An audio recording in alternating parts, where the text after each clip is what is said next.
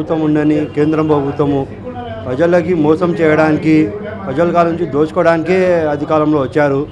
రానున్న రోజుల్లో ఈ రెండు ప్రభుత్వాలు వైసీపీ ఉండని, ఇది టీడీపీ ఉండని, బీజేపీ ఉండని ఎక్కడికి లేకుండా వెళ్ళిపోతాయి. ఇవి మన దేశానికి మన రాష్ట్రానికి నాశనం చేయడానికి వచ్చిన పార్టీలు.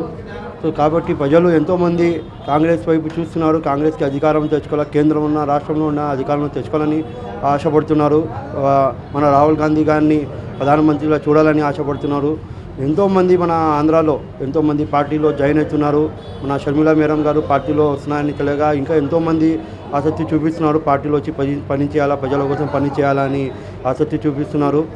ఈ రానున్న రోజుల్లో ఖచ్చితంగా కాంగ్రెస్ పార్టీ అధికారంలోకి వస్తుంది.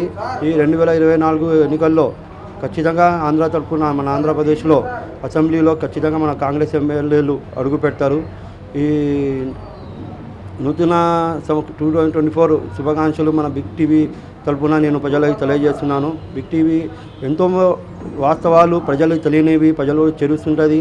ప్రతి ఒక్క పనిలో బిగ్ టీవీ అనేది ముందర ఉండి ప్రజలు ఎంతోమంది దాన్ని ఆసక్తిగా చూస్తారు. ఎందుకంటే ఏ పార్టీకి కూడా ఏ కులానికి మతానికి లేకుండా ఏ పార్టీకి ఏం సంబంధం లేకుండా ప్రజలు ఉన్న వాస్తవం చూపించే పార్టీ బిగ్ టీవీ.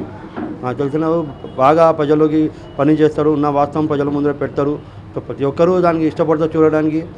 ప్రతి ఒక్కరూ ఆ బిగ్ టీవీ తరఫున మనకి ఏ విషయం ఉన్నా వాస్తవంగా తెలుస్తుందని నమ్ముతారు. నూతన సంవత్సరాలు శుభాకాంక్షలు తెలియజేస్తున్నాం. నా పేరు షేక్ ఎజాజ్ అహ్మద్, డీసీసీ సెక్రటరీ, కర్నూలు.